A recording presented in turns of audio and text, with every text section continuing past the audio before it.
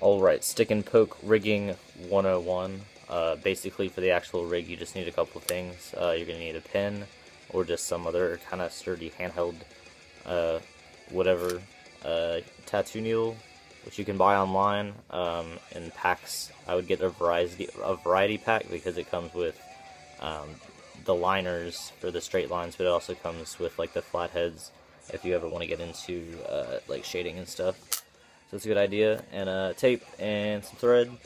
Doesn't really matter what kind of thread. I'm sure the thicker kinds would hold more ink, but it's not really that important. So basically, you're just gonna attach the needle to the pin and tape it down pretty good so it doesn't slide around.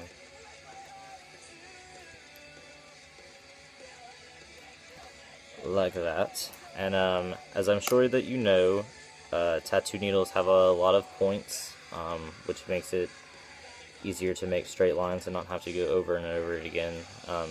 So because of this, you're going to need to take your string and put it in the middle of some of them to help separate them out. Because like I said in my ask post, you're going to have to wrap the needle around with thread a bunch of times, and if you don't separate them, they're just going to condense into one big thick point, which is not going to be fun to poke yourself with. So yeah, just separate them. You know, just one piece of string is going to suffice. And then you're just going to start wrapping it around the tip, leaving... It's not focusing very well. You're going to leave like a centimeter or two. It's going to be enough to get into your skin, like the first 2 layers of your skin.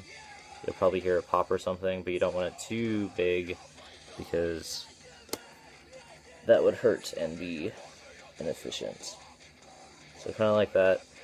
And bulb it up at the top because that's what's going to hold the ink is the very top.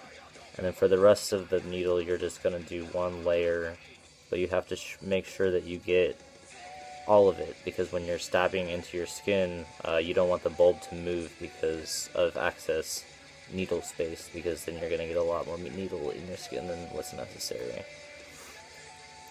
So this takes a little bit of time, but so does setting up a tattoo machine.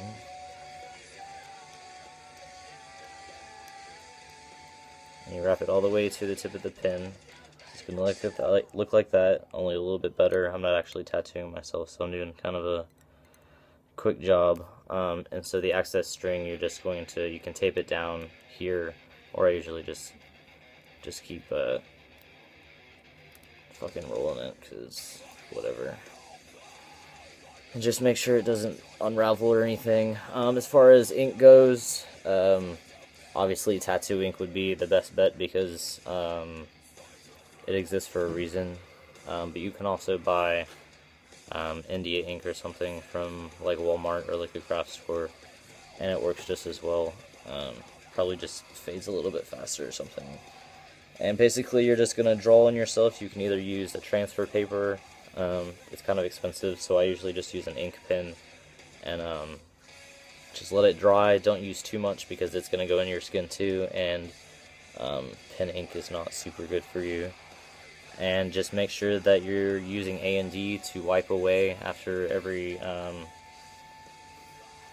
like half an inch that you do, because since it is bulbed at the end of the needle, it is going to spread a little bit, the ink is, so it's kind of hard to tell exactly where your points are going, so you have to be pretty careful and precise, because it's easy to fuck up because every point is, you know, one motion as opposed to a tattoo where you're just making a line. So it's not super hard, but you just have to be paying attention to what you're doing, and it's really fun and a lot cheaper. So as far as your needles go, the ones you buy online come in sterile packages, but if you want to reuse them, just boil them or put them under flame.